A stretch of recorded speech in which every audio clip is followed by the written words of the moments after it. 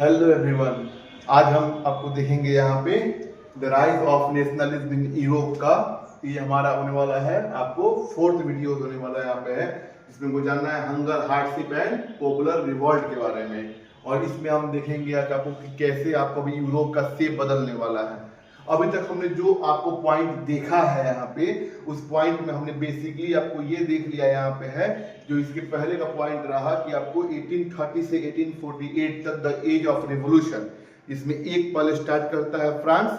France के बाद आपको कहाँ पे आता है, आप बताएंगे हमको। फ्रांस के बाद कहाँ पे आता है, 1830 में एक और मूवमेंट होता है जुलाई में, जो होता है आपको बेल्जियम को लेकर, जहाँ बेल्जियम एक आपको इंडिपेंडेंट कंट्री के फॉर्म में आता है। उसके बाद होता है ग्रीस को लेकर, जहाँ पे ग्रीस बनता है एक इंडिपेंडेंट नेशन बनता है। आज हमारा जो टॉपिक रहने वाला है इस चैप्टर में, वो रहने वाला है hunger, hardship and popular revolt. अब hunger, hardship and popular revolt का मतलब क्या है यहाँ पे? अब एक कंसेप्ट है, अगर ये समझ जाए अगर आप लोग, तो इस टॉपिक को समझना आसान होने वाला है हम लोग के लिए। यहाँ पे कैसे आसान हो जाएगा देखेंगे। एक टाइम पीरियड आता है mid of 19th century. Mid of 19th century, उस समय क्या होता है कि यूरोप के अंदर आता है इंडस्ट्रियलाइजेशन, यानी पहले बार आपको आती है कंपनी आती है, तुमको है कहाँ पे, यूरोप के अंदर में। जब कंपनी वहां पे आती वहां पे है, तो जितने भी आपको लोग होते हैं वो क्या करते हैं, आपको जॉब पाने के लिए कंपनी में वो लोग मूव करते हैं। और मूव करने के बाद वो लोग आपको पहुंचते हैं शहरों में। जब वो पहुंचते हैं शहरों में, तो वहां पर सीन क्या होता है कि शहरों में आपको पॉपुलेशन बढ़ता है। जब शहर में जब आपको पॉपुलेशन बढ़ेगा, यहाँ पे फूड का डिमांड भी होगा। और अगर आपके जितना आपका डिमांड है फूड का और वो पूरा नहीं होगा, तब आप फेस करते हैं हंगर। क्या फेस करते हैं, हंगर, यानी खाना की आपको होगी, आपको कमी हो जाएगी। और यही अगर हंगर लंबे टाइम तक अगर चलता रहेगा, तो आपका जीवन जीना मुश्किल हो जाएगा। यहाँ पे जैसे अभी के टाइम में आप लोग खाते हैं, आप लोग 3 टाइम खा लेते हैं या 2 टाइम आपको खाना मिलता ही होगा, दोपहर में और आपको रात में, यहाँ पे है ना। लेकिन अगर आपको वही खाना अगर एक दिन ही मिले, एक बार ही मिले, एक दिन में अगर आपको, और ये टाइम पीरियड बहुत लंबा चल जाएगा, तो आपका जीवन जीना क्या हो जाएगा, मुश्किल हो जाएगा। बेसिक से आप लोग को कंसेप्ट दिया है, उसको हम बोलते हैं हार्डशिप। यानी पहले हंगर आता है, देन आता है हार्डशिप आता है। और जब ये हार्डशिप भी अगर बहुत लंबे टाइम तक अगर आपको कंटिन्यू रह गया और चल गया, तो उस केस में जो एरिया है वहां के लोग करते हैं, मूवमेंट करते हैं। और जब मूवमेंट करेंगे लोग वहां पे, तो वहां पे उसको हम क्या बोलेंगे, पॉपुलर रिवॉल्ट। Popular revolt. इसी चीज को मैंने यहाँ पे आपको पॉइंट वाइज पॉइंट मैंने यहाँ पे लिखा हुआ है। जैसे देखते हैं, नंबर 1 में दिया है पॉपुलेशन इंक्रीज। पहला कंडीशन क्या दिया है कि यूरोप में आपको पॉपुलेशन धीरे धीरे बढ़ना शुरू होता है। जब पॉपुलेशन जब इंक्रीज होगा, फूड का डिमांड बढ़ेगा, जिसकी वजह से फूड प्राइस, जब किसी भी ऑब्जेक्ट का डिमांड बढ़ता है, तो उसका प्राइस क्या होता है, अल्टीमेटली हमारा इंक्रीज करता है। यहाँ पे जो फूड प्राइस होता है वो भी क्या कर गया, इंक्रीज कर गया, बढ़ गया। क्योंकि आपका पॉपुलेशन बढ़ा है, फूड का डिमांड बढ़ा है, तो फूड का प्राइस भी आपको इंक्रीज हो जाएगा। उस समय यूरोप में एक था सिस्टम, जिसको बोला गया फ्यूडल सिस्टम। फ्यूडल सिस्टम को मैं एक बार फिर से आपको एक्सप्लेन कर दे रहा हूं कि किसी भी आपको एरिया में, किसी भी किंगडम में कुछ होंगे आपको लॉर्ड्स, फ्यूडल लॉर्ड्स, यानी बोल सकते हैं जमींदार, या फिर वैसे लोग जो पैसे देते हैं लोन पे, उनको हम बोलते हैं फ्यूडल लॉर्ड्स बोलते हैं यहाँ पे है। यूरोप में सिस्टम उसमें क्या था कि जो भी आपको फ्यूडल लॉर्ड्स होंगे, वो अगर किसी फार्मर को फार्मिंग करने के लिए अगर पैसा दिए हुए हैं, तो वो पैसा जो तुम आपको दिए हुए किसान को, अगर किसान ने अगर वो पैसा, फार्मर ने अगर वो पैसा अगर इनको दोबारा अगर रीपे नहीं कर पाया, यानी वापस अगर नहीं दे पाया, तो उस समय सिस्टम क्या होगा, जब रीपे नहीं कर पाएगा, तो उस किसान को उस फ्यूडल लॉर्ड्स के यहाँ पे लाइफ टाइम काम करना पड़ेगा। एक आपको बन के, गुलाम बन के काम आपको करना पड़ेगा। आपको किसानों के ऊपर जो ड्यूज होगा वो बढ़ जाएगा। तो वही लिखा है पीजेंट्स स्ट्रगल फ्यूडल ड्यूज। जो भी आपको पीजेंट्स है उस समय आपको स्ट्रगल कर रहा है, क्योंकि उनका ड्यूज बढ़ रहा है और वो गुलाम आपको अब बनना आपको स्टार्ट आप हो गए हैं। उसके बाद क्या दिया, producers were facing stiff competition from imported goods. अब जो आपको होते हैं प्रोड्यूसर, जो प्रोड्यूस करते हैं, जो जिनके पास खेती होती तुम यहाँ पे है ना, या फिर खेती के अलावा कोई भी अगर जो है गुड्स है, अगर उसको प्रोड्यूस करते हैं, तो सिस्टम में अब क्या होता है कि अब आपको मशीन मेड गुड्स आना शुरू हो गए हैं। जब मशीन मेड गुड्स जब मार्केट में आएंगे तो गुड्स का वैल्यू क्या हो जाएगा आपको, बहुत जो आपको वैसे आपको लोग जो गुड्स आपको अपने हाथों से बना रहे हैं, हैंडमेड है, उसका प्राइस क्या हो जाएगा तुमको हाई रहता है। लेकिन जैसे मशीन मेड आएगा तब सिस्टम क्या हो जाएगा आपको कि लोग क्या करेंगे, चीप गुड को बाय करना शुरू करेंगे, सस्ते गुड्स को जो आपको मशीन से बने हुए हैं, जिससे आपको जो होते हैं आपको वहां पे लोकल प्रोड्यूसर, उन्होंने क्या किया, कंपटीशन फेस करना यहाँ पे स्टार्ट कर दिया।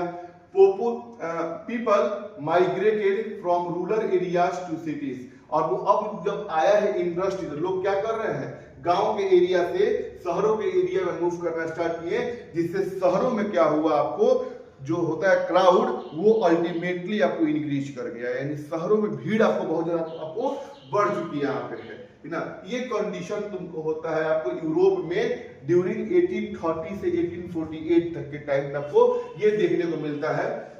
All these resulted in poverty in town and cities। अब शहरों में क्या होता है, लोग जाते हैं जॉब के लिए, लेकिन लोगों को जॉब मिलता नहीं है वहां पे, क्योंकि फैक्ट्रीज अभी के टाइम में उतना आपको वेल डेवलप नहीं है कि वो उतने वर्कर्स को हायर कर सके यहाँ पे, जिससे आपको शहरों में क्या होता है, भीड़ तो बढ़ी गया है, साथ साथ पोवर्टी देखने को मिलती है कहाँ पे, टाउन्स और सिटीज में। इन 1848 अब ये जो सीन जो हो रहा है ना, ये सीन आपको कहाँ हो रहा है, पूरे यूरोप में, और यूरोप में एक देश आता है फ्रांस, यानी फ्रांस में भी ये सीन चल रहा होगा। और आपको मैंने पहले वीडियो में आपको बताया था यहाँ पे,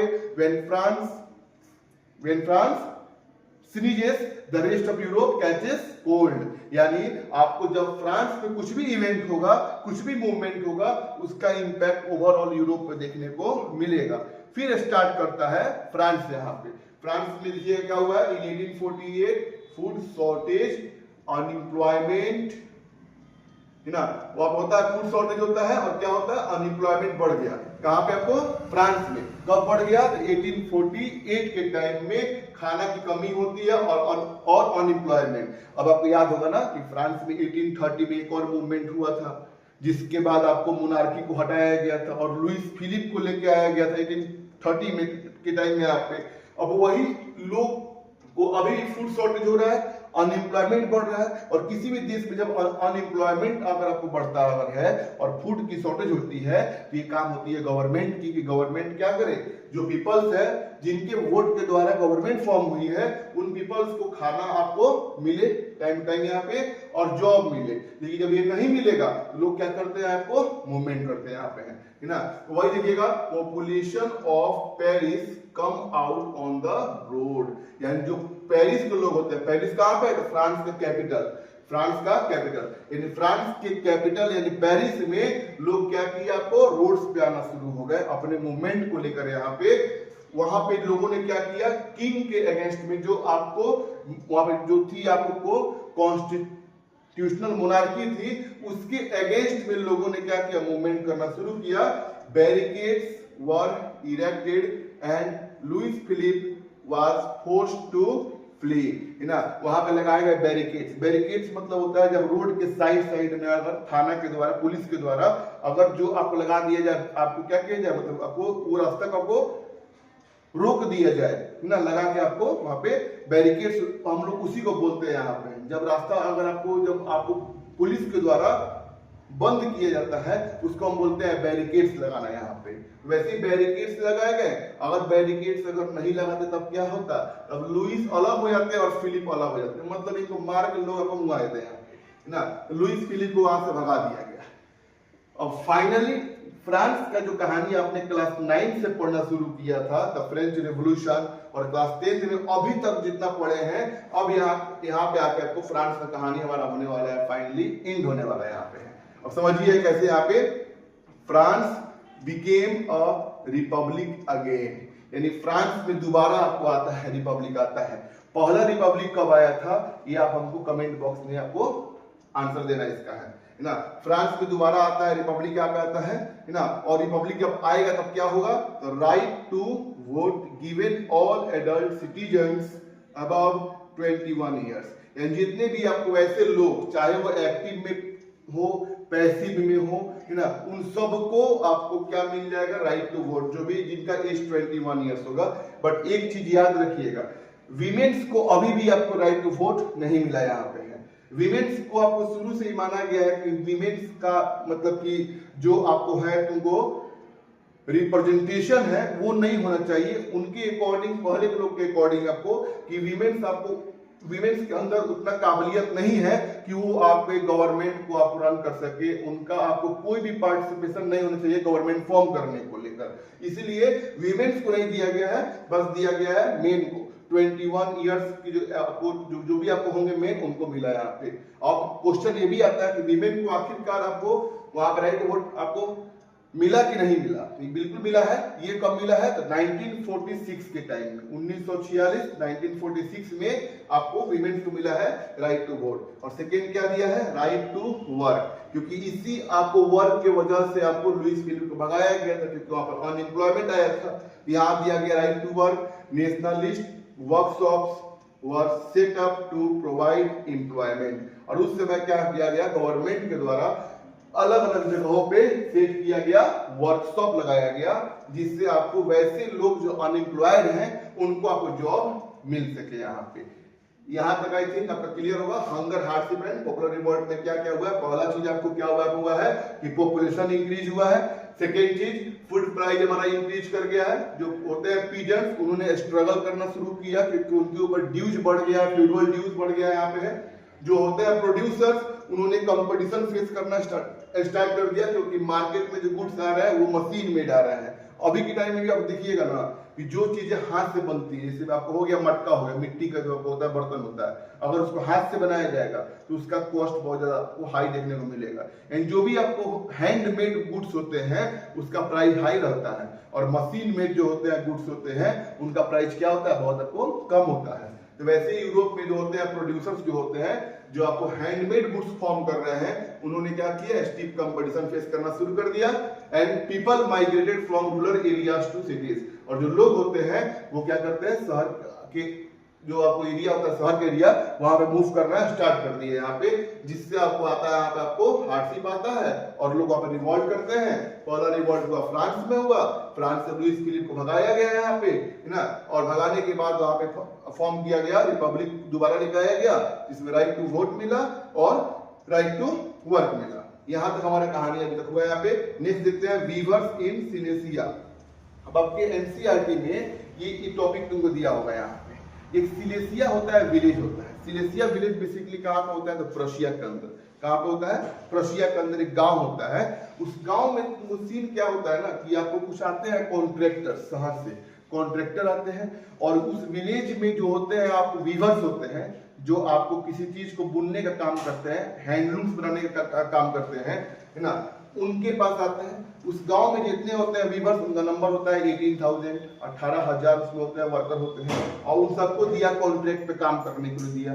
लेकिन जब भी होता है कॉन्ट्रैक्ट साइन होता है तो पहले आपको तय होता है उसका अमाउंट, कि कितना अमाउंट रखना है। मान लीजिए कि अगर कोई लेबर हूं और मुझे कोई कॉन्ट्रैक्टर ने काम दिया, तो मैं बोलूंगा कि हाँ ठीक है साहब, एक मैं आपका काम करूंगा, उसके लिए मैं उसके बदले में हमको 100 रुपीज पे करना है यहाँ पे है। अब काम होने के बाद, जैसे मेरा काम आपको कंप्लीट हो जाएगा और दोबारा वो कॉन्ट्रैक्टर आते अगर हैं, और कॉन्ट्रैक्टर आने के बाद बोलते हैं कि चलो मेरा काम हो गया, ये लो 50 रुपीज, तो मेरा उस समय क्या होगा, उस समय मेरा एक्शन क्या होगा कि आपने बात किया था 100 रुपीज पे, मैंने आपको बोला, आपने एक्सेप्ट किया, अभी दे रहा है 50 रुपीज दे रहा है यहाँ पे, कहीं से आपको सही नहीं है। और तब भी वो कॉन्ट्रैक्टर इस बात को एक्सेप्ट ना करे और मुझे आपको मारने के दे, धमकी दे, तो मैं क्या करूंगा, उस समय अपना रिवॉल्ट करूंगा ही करूंगा। यहाँ पे वही सेम चीज हुआ है कहाँ पे, इस आपको गांव में सिलेसिया में 1845 में। देखिए कॉटन वर्कर्स 18K यानी 18,000 रिवॉल्टेड, यानी 18,000 वर्कर ने, 18,000 वर्कर ने क्या किया, रिवॉल्ट किया। रिवॉल्ट क्यों किया, क्योंकि here is given because contractor reduced price of goods। Contractor ने क्या किया, गुड्स का प्राइस को रिड्यूस कर दिया, जिस गुड्स को इन वर्कर्स के द्वारा बनाया गया था उसका प्राइस कम करके दिया। यहाँ पे उसका इंपैक्ट क्या पड़ा, large crowd marched, demanded higher wages. अब मैक्सिमम जो लोग होते हैं, जितना पैसा पे बात हुआ, जब उतना पैसा जब नहीं मिलेगा, लोग क्या करेंगे, अपना मूवमेंट आपको करेंगे ही करेंगे यहाँ पे। तो वैसे ही आप लोग क्या करते हैं, यहाँ पे मैक्सिमम लोग आपको मार्च करते हैं ताकि उनका वेजेस आपको हाई हो सके यहाँ पे। इसके बाद क्या होता है, वीवर्स जब इनका डिमांड जब आपको कॉन्ट्रैक्टर ने पूरा नहीं किया तो वीवर्स रिवोल्टेड अगेंस्ट कॉन्ट्रैक्टर। जितने होते हैं वीवर्स उन सबने क्या किया, कॉन्ट्रैक्टर के अगेंस्ट में आपको रिवॉल्ट कर दिया, मूवमेंट कर दिया। और मूवमेंट करने का देखिए बात क्या होता है यहाँ पे, जैसे ही वो रिवॉल्ट करते हैं सारे वीवर्स क्या करते हैं, जितने भी होते हैं कॉन्ट्रैक्टर सबके घर पे अटैक कर दिया। और अटैक करने के बाद जो भी उनके घर से मिला आपको, बर्तन हड़िया है ना, पंखा टेबल कुर्सी जो मिला आपको सब कुछ लूट लिया है ना। जब कॉन्ट्रैक्टर को मारने गए तो कॉन्ट्रैक्टर भागे हैं, contractor fled away with family, यानी परिवार के साथ कॉन्ट्रैक्टर क्या किए हैं, वहां से भाग गए वहां से हैं। और भागने के बाद कॉन्ट्रैक्टर जो तुमको होते हैं वो लेके आते हैं, जो उस समय के मोनार्की होती है सिलेसिया में, उसके जो होते हैं आर्मी वाले, उनको बुला के लेके आते हैं। जैसे ही आर्मी आती है उसने क्या किया, आपको वीवर्स को रोकने के लिए, उनको अपने कंट्रोल में करने के लिए उन्होंने क्या किया, फायरिंग किया, जिसमें 11 वीवर्स वर शॉट, 11 वर्कर को मारा गया, 11 वर्कर को मारा गया। ये आपको होता है वीवर्स इन सिलेसिया विलेज का स्टोरी यहाँ पे होता है ना। स्टार्टिंग में क्या था, यहाँ पे आपने देखा होगा, अभी यहाँ पे 18,000 वर्कर्स ने क्या किया, आपको रिवॉल्ट किया। रिवॉल्ट क्यों किया, क्योंकि कॉन्ट्रैक्टर ने क्या किया, जितना आपको पैसा तय हुआ था, जितना अमाउंट फिक्स किया गया था उतना मिला नहीं। जो भीड़ होती है उसने क्या किया, हायर वेजेस के लिए जितना अमाउंट फिक्स हुआ था उसके लिए डिमांड किया। जब डिमांड पूरा नहीं हुआ तो वीवर्स ने क्या किया, रिवॉल्ट किया। जब रिवॉल्ट किया तो कॉन्ट्रैक्टर क्या किए, अपने घर बार छोड़ के भाग गए। और भागने के बाद आर्मी लेके आते हैं, और आर्मी लाने के बाद क्या सीन होता है कि उस समय 11 वीवर्स को क्या किया गया, मार दिया गया। ये हमारा स्टोरी आपको है वीवर्स इन सिलेसिया 1845 का एक स्टोरी यहाँ पे है। इसके बाद जो हमारा टॉपिक आएगा वो आएगा जर्मनीज स्टोरी ऑफ रिवॉल्ट। अब देखिए 1848 का ये टाइम तुम देखो होता है आप है, इस समय कोई जर्मनी नाम का देश नहीं होता है। और आप लोगों ने एक कहानी पढ़ा होगा इसके पहले, ट्रीटी ऑफ वियना के टाइम में German confederation of 39 states were untouched, यानी जो नेपोलियन ने आपको वैसे एरिया को कैप्चर किया जहां के लोग आपको जर्मन भाषा बोल रहे थे, है ना, जो लोग आपको जर्मन लैंग्वेज को बोल रहे थे वो एरिया को आपको छुआ नहीं गया, क्योंकि जर्मन उस समय जो एरिया था वो एक एम्पायर का पार्ट था, और उस एम्पायर का नाम था प्रशिया। उस एम्पायर का नाम क्या था, प्रशिया, याद रखिएगा यहाँ पे, है ना। अब वहां पे आपको होता है कि हम क्या करेंगे, जहां वहां के लोग अगर ये लैंग्वेज बोल रहे हैं जर्मनी, उसके लिए अलग को गवर्नमेंट फॉर्म करेंगे, उसी का स्टोरी दिया है। बट ये रिवॉल्ट फेल हो गया है। कैसे फेल हुआ और क्या हुआ समझते हैं आप। अब देखिएगा क्या होता है, प्रोफेशनल्स, मिडिल क्लास, फिर पोएट्स, ये तीन, इसके अलावा लिख सकते हैं ईटीसी, ईटीसी यानी और भी कुछ लोग होते हैं, came together at Frankfurt. Frankfurt एक जगह का नाम होता है, फ्रैंकफर्ट एक जगह का नाम होता है जहां पे वो क्या करते हैं, इलेक्टेड पार्लियामेंट फॉर्म करते हैं। फ्रैंकफर्ट जिसको बोला गया फ्रैंकफर्ट पार्लियामेंट। फ्रैंकफर्ट पार्लियामेंट आपके बुक में उसका इमेज दिया होगा, एनसीईआरटी की बुक में उसका इमेज दिया हुआ है यहाँ पे। फ्रैंकफर्ट पार्लियामेंट फॉर्म करते हैं, जिस जगह पे फॉर्म करते हैं, फ्रैंकफर्ट समझिए हो गया आपको शहर हो गया, और उस शहर में जहां पे वो लोग फॉर्म करते हैं वो जगह होता है हमारा संत पॉल चर्च। उस जगह कौन सा होता है, संत पॉल चर्च में वो लोग क्या करते हैं, अपना खुद का एक आपको पार्लियामेंट फॉर्म करते हैं, जिस पार्लियामेंट को बोला गया फ्रैंकफर्ट पार्लियामेंट। फ्रैंकफर्ट पार्लियामेंट बोला गया यहाँ पे।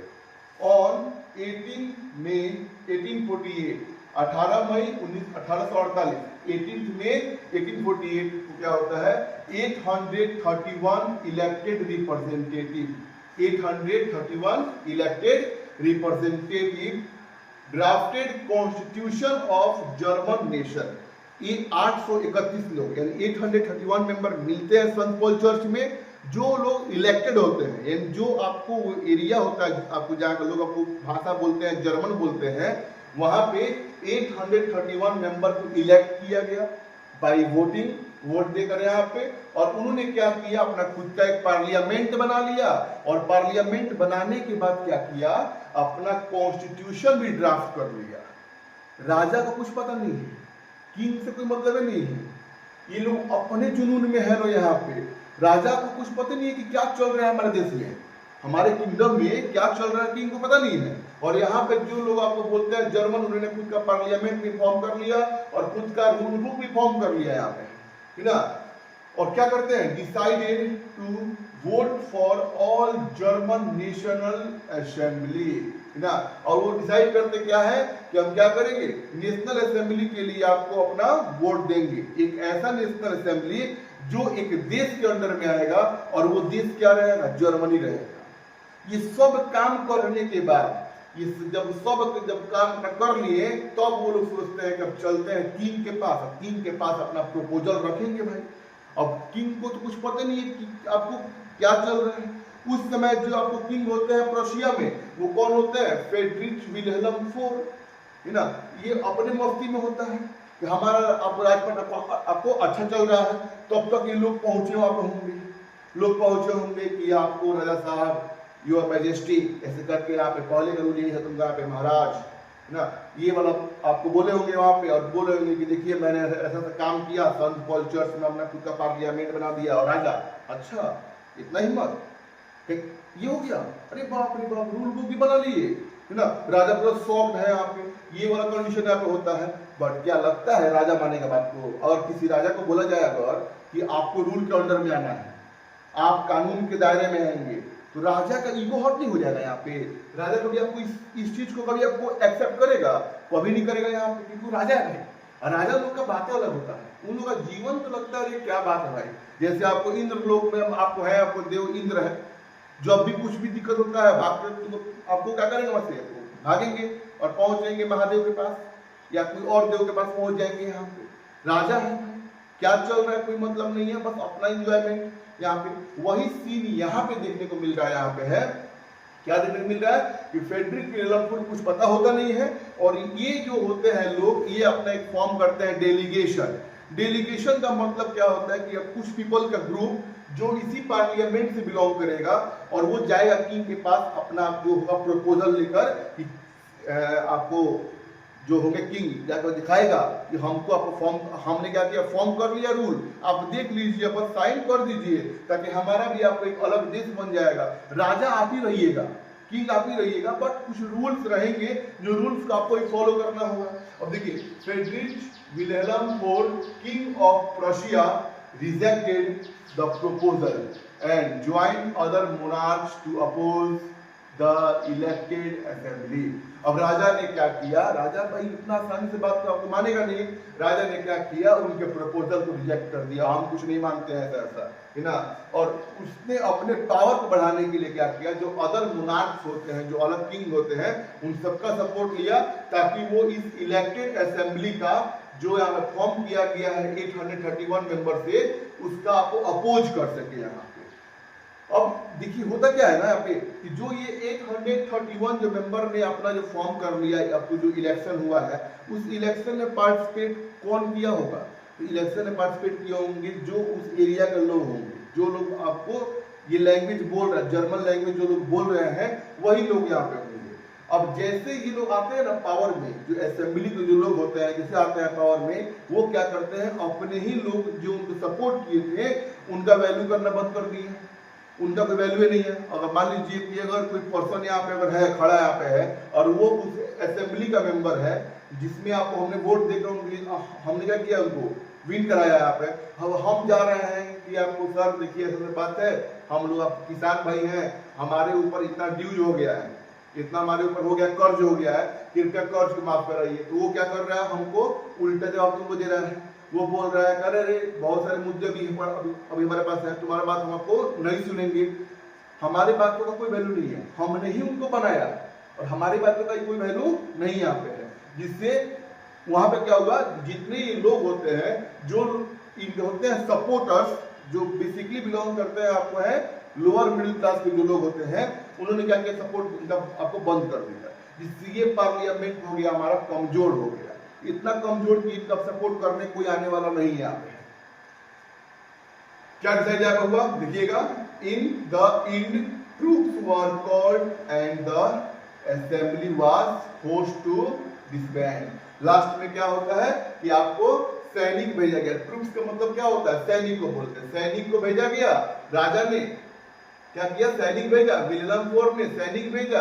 और जो ये असेंबली फॉर्म किया गया था सेंट पॉल चर्च में, फ्रैंकफर्ट जो पार्लियामेंट फॉर्म कर दिया गया था, इसको डिसबैंड कर दिया, यानी तोड़ दिया। ना पार्लियामेंट रहेगा और ना ही आपको रूल बुक रहेगा और ना ही राजा को कोई टेंशन रहेगा, ना रहेगा बांस और ना बजेगी बांसुरी। वो वाला कंडीशन देखने को मिलता है यहाँ पे है।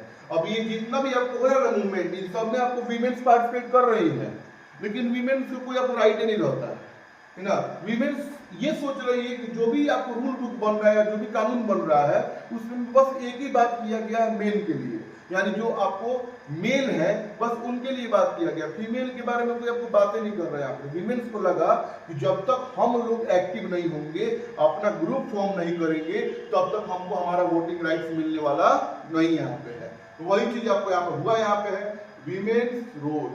वीमेन का क्या रोल रहा है, वीमेन ने क्या किया, अपने जो उनके राइट्स है उसको आपको गेन करने के लिए, प्राप्त करने के लिए वीमेन ने क्या किया, खुद का फॉर्म किया पॉलिटिकल एसोसिएशन, खुद का पॉलिटिकल पार्टी फॉर्म किया यहाँ पे। और अपने आइडिया को स्प्रेड करने के लिए उसने क्या किया, फाउंडेड न्यूज़पेपर। न्यूज़पेपर को आपको लेके आई ताकि अपने आइडिया को स्प्रेड कर सके और take part in political meetings and demonstration. Demonstration का मतलब होता है प्रदर्शन करना, प्रदर्शन करना, प्रदर्शन करना को हम बोलते हैं डिमॉन्स्ट्रेशन। यानी जो भी वीमेन होती है वो पॉलिटिकल मीटिंग में पार्टिसिपेट करना शुरू किए और अपना प्रदर्शन करना स्टार्ट कर दिया, अपना मूवमेंट करना स्टार्ट कर दिया, ताकि वीमेन्स को भी आपको ये राइट्स आपको मिल सके। खैर इन्होंने मूवमेंट किया, बट बहुत बाद में जाके इनको इनका राइट्स आपको मिला यहाँ पे है। अब ये अभी तक जो हुआ है 1830 से लेकर 1848 तक के टाइम में जो द एज ऑफ रेवोल्यूशन वाला जो टॉपिक हमारा जो था यहाँ पे, उसका क्या आउटकम आता है, यानी क्या उसका परिणाम आता है रिवॉल्ट का। तो देखिएगा, आपको एक चीज होता है ना कि अगर कोई भी चीज अगर लिमिट क्रॉस करती है तो वो हमको नुकसान देके जाती है। याद रखिएगा, चाहे वो माँ का प्यार हो, माँ का प्यार अगर किसी बच्चे के लिए बहुत ज्यादा अगर बढ़ जाए अगर, तब क्या कंडीशन यहाँ पे होगा, बच्चा बिगड़ जाएगा, है ना। दुनिया में कोई भी चीज बुरी नहीं है, लेकिन किसी चीज को अगर एक लिमिट तक किया जाए तब तक वो ठीक लगती है, लेकिन जहां आपसे वो लिमिट क्रॉस करती है वो चीज आपको नुकसान आपको देके जाएगी यहाँ पे, है ना। माँ का प्यार हो या फिर कोई अगर बहुत ज्यादा पढ़ता हो, मान लीजिए दिन भर पढ़ते रहता है, 24 घंटे में से आपको लगभग 18 घंटे पढ़ रहे हैं, 6 घंटे बस आपको सो रहे हैं यहाँ पे हैं, तो वो भी इंसान का दिमाग क्या हो जाएगा, तुमको पागल हो जाएगा यहाँ पे। कोई भी चीज आपको एक लिमिट में होना चाहिए, चाहे वो अच्छी चीज हो चाहे बुरी चीज हो। और कोई अगर किसी का अंदर अगर बैड हैबिट अगर है, अगर वो भी बैड हैबिट अगर वो लिमिट में किया हुआ है ना, तब कोई दिक्कत की बात यहाँ पर नहीं है, उसका जीवन चल सकता है। क्योंकि हमारा बॉडी ही ऐसा है वो किसी भी इन्वायरमेंट को एडजस्ट कर सकता है। हमारे अंदर हम क्या कंज्यूम कर रहे हैं, क्या ले रहे हैं, उसको एडजस्ट कर सकता है यहाँ पे है ना। बस कंडीशन एक ही है, कोई चीज आपको लिमिट में अगर हो रही है, डेली अगर कोई चीज अगर लिमिट में अगर हो रही है, हम खाना खा रहे हैं और डेली इतना ही खाना खा रहे हैं, तो हमारा बॉडी को इतना पता है कि हाँ डेली इतना हमको फूड मिलने वाला है, उससे हमको एनर्जी मिलेगा, उसी एनर्जी को हमको बॉडी में फिर आपको डिवाइड कर देना यहाँ पे है ना। कुछ भी काम कर रहे हैं अगर लिमिट में कर रहे हैं तब तक ठीक है, लेकिन जैसे अगर लिमिट क्रॉस करेंगे वो हमको नुकसान देके जाएगी। अब यही कहानी पे आप आइएगा, यहाँ पे बार बार लोग मूवमेंट कर रहे हैं, बार बार आप लोग मूवमेंट कर रहे हैं अपना देश बनाने के लिए, लेकिन बार बार क्या किया जा रहा है, उस चीज को आपको एक्सेप्ट नहीं किया जा रहा है। बार बार ये चीज हो रहा है। अब जितने भी हम होते हैं मोनार्क, उनके मन में होता है डर। डर किस बात का, कि अगर ऐसे हमने डिमांड्स को अगर रिफ्यूज अगर लगातार किया तो उसका इम्पैक्ट हमको देखने को मिलेगा। और इम्पैक्ट क्या देखने को मिलेगा कि लोगों का गुस्सा जो है एक दिन फूट पड़ेगा और लोग हमारे घर पे जो किंग है उनके यहाँ पे आपको अटैक करेंगे यहाँ पे, है ना। और जो मोनार्की है वो मोनार्की कंप्लीटली क्या हो जाएगी, डिस्ट्रॉय हो जाएगी। इसी चीज को लेकर होता है टेंशन, होता है यहाँ पे। टेंशन कैसे होता है, देखिए, the aristocratic monarchies of central and eastern Europe began to introduce the changes that had been already taken place in Western Europe before 1815। अब देखिए क्या दिया हुआ है कि 1815 के पहले वेस्टर्न यूरोप में, वेस्टर्न यूरोप का मतलब हो रहा है फ्रांस में, क्योंकि फ्रांस यूरोप क्या आता है, वेस्ट में आता है, इसलिए लिखा है वेस्टर्न यूरोप। 1815 से पहले जो वेस्टर्न यूरोप में जो चेंजेस ऑलरेडी किया गया था, कौन किया था, कमेंट बॉक्स में बताएंगे आप लोग। 1815 से पहले फ्रांस में चेंजेस कौन किया था, ये आपको लिख के बताना है आपको कमेंट बॉक्स में, है ना। जो चेंज किया गया था उसी में से कुछ जो ऐसे चेंजेस थे जो आपको इनको अब लग रहा है कि ये चेंजेस हमको भी करना चाहिए यहाँ पे, और वही चेंजेस कहाँ पे होगा, तो ईस्टर्न यूरोप में। कहाँ पे होगा, ईस्टर्न यूरोप, यानी आपको ऑस्ट्रिया हंगरी वाला एरिया हो गया और आपको रसिया का एरिया वाला हो गया, वहां पे आपको चेंजेस आपको यहाँ पे होगा। क्या चेंजेस किया गया है, तो serfdom and bonded labour was abolished both in Habsburg dominions and in Russia. Serfdom का मतलब होता है गुलाम, दास को बोलते हैं, दास। और बॉन्डेड लेबर, किसी से फोर्सफुली काम कराना, उसको हम बोलते हैं बॉन्डेड लेबर, किसी से फोर्सफुली काम कराना। यहाँ पे जो सर्फडम सिस्टम था और जो बॉन्डेड लेबर का जो होता है सिस्टम, इसको क्या कर दिया गया, एबॉलिश कर दिया गया। एबॉलिश का मतलब किसी चीज को नष्ट कर देना, खत्म कर देना, खत्म कर दिया गया। कहां से, तो एक हैब्सबर्ग डोमिनियन, हैब्सबर्ग डोमिनियन कहां पे था, तो Austria Hungary empire, Austria Hungary का जो एरिया होता है वहां पे जो आप रूल करते हैं वो होते हैं हमारे हैब्सबर्ग होते हैं यहाँ पे। तो यहाँ से और कहां से, आपको रसिया से इस चीज को क्या किया गया, तुमको आपको सर्फडम को और बॉन्डेड लेबर को खत्म कर दिया गया, है ना। क्योंकि ये चीज पहले हो चुका था, जब आपको 1815 से पहले जो फ्रांस में रूल कर रहा था, उसका नाम आपको कमेंट बॉक्स में लिखना भी यहाँ पे है ना। तो वो चीज आपको वहां पर खत्म किया गया था। अब उसी चीज का डिमांड होता है कि यहाँ भी इसको हम क्या करेंगे, खत्म कर देंगे, और खत्म आपको किया भी गया है यहाँ पे। Habsburg rulers granted more autonomy to the Hungarians in 1867, और उसी आपको ऑस्ट्रिया हंगरी जो बोलते हैं, उसी में जो हंगेरियंस होते हैं, है ना, उनको दे दिया गया, ज्यादा पावर दे दिया गया कि आप अपने एरिया में अपने अकॉर्डिंग रूल कीजिए, कोई दिक्कत नहीं है, बशर्ते किंग हम रहेंगे, राजा हम ही रहेंगे, आप अपने अकॉर्डिंग चाहे तो अपने एरिया में रूल कर सकते हैं। यहाँ पे ये काम किया गया, ये आपका हो गया आउटकम ऑफ रिवॉल्ट। रिवॉल्ट करने से क्या हमको बेनिफिट यहाँ पे हुआ, इज दैट क्लियर। हमको यहाँ पे लगता है कि ये टॉपिक आपका समझ में आपको आ गया होगा। Hunger, hardship and popular revolt, viewers in Silesia, Germany's story of revolt, next आपको दिया था यहाँ पे 16 था आउटकम ऑफ रिवॉल्ट। यहाँ पे अभी यहाँ तक आई थिंक क्लियर हो गया होगा। जितना मैंने आपको बोर्ड अभी तक लिखा हुआ है, जिस चीज आपको वीडियोस में, है ना, पार्ट 1 से लेकर और ये हमारा होने वाला है पार्ट 4 होने वाला है, यहाँ तक जितना भी आपको नोट्स है सबको लिख लीजिएगा, ताकि एग्जाम के टाइम में आपको ज्यादा घूमना नहीं पड़े नोट्स के चक्कर में। आपको यहाँ पे कि कैसे इस चीज को हमको पढ़ना यहाँ पे है, और इन सभी नोट्स का आपको क्या करना है, आपको है अच्छे ढंग से उसको डिजाइन करके लिख लेना है, ताकि एग्जाम टाइम पर ये आपके लिए बहुत ज्यादा हेल्पफुल यहाँ पे हो, है ना। फिर भी अगर इस टॉपिक में अगर कुछ भी अगर डाउट रह गया हो तो आप मुझे कमेंट कर सकते हैं, मैं आपको कमेंट बॉक्स में आऊंगा और आपको जितना भी डाउट्स होगा उन सबको मैं आपको सॉल्व करूंगा। यहाँ पे आपको बस एक ही काम करना है, जुनून के साथ जब भी पढ़िएगा कंसंट्रेट होकर पढ़िएगा। जब तक कंसंट्रेशन आपका सही नहीं होगा तब तक आपको चीजें सबको समझ में आपको नहीं आएंगी। हिस्ट्री को हिस्ट्री की तरह पढ़िए, यानी पास्ट की बातें हैं तो उसके अकॉर्डिंग उस चीज को आपको क्या करना है, सोचना है, विजुलाइज करना है कि आपको क्या उस समय हुआ हो, क्या कंडीशन होगा। अभी के अकॉर्डिंग पढ़िएगा तो कुछ भी पल्ले नहीं पड़ेगा, ये बात आपको है, क्लियर है। लेकिन उस टाइम के अकॉर्डिंग सोच के पढ़िएगा तो ये चीजें आपके लिए आसान होने वाली है। इस चीज को आपको विजुअलाइज करना है, सोचते रहना है इस चीज के बारे में जितना देर पढ़िए। एसएसटी एक ऐसा सब्जेक्ट है क्लास 10 वालों के लिए कि वो अगर डेली अगर 30 मिनट 30 मिनट अगर ईमानदारी से क्या करे, अगर एसएसटी को पढ़ ले, अगर 30 मिनट एक दिन में, लेकिन डेली पढ़ना है, कंडीशन ये है एक दिन में 30 मिनट, यानी एक मंथ में लगभग 15 आवर्स हो गए, 15 घंटे हो गए। और 15 घंटे काफी होते हैं कम से कम 2 या 3 चैप्टर को एंड करने के लिए। 3 चैप्टर मान लीजिए, एक आपको चैप्टर बहुत बड़ा हो गया और 2 चैप्टर हो गया आपका स्मॉल साइज में हो गया, उसको आप इजीली क्या कर सकते हैं, 15 घंटे में पढ़ सकते हैं। अगर एक मंथ में अगर 3 चैप्टर आपने खत्म कर लिया तो मैक्सिमम आपको लगेगा, जोड़ लीजिए, लगभग 6 मंथ के अंदर में पूरा आपका एसएसटी खत्म हो जाएगा। उसके बाद आपके पास टाइम बचेगा रिवीजन करने के लिए और आंसर प्रैक्टिस करने के लिए, तो उसके लिए आपको मिलेगा लगभग आपको 3 महीने मिलने वाले हैं, है ना। और उस 3 महीनों में आप क्या कर सकते हैं, आप अच्छे से इसका रिवीजन करके और मोर देन 90% नंबर ला सकते हैं।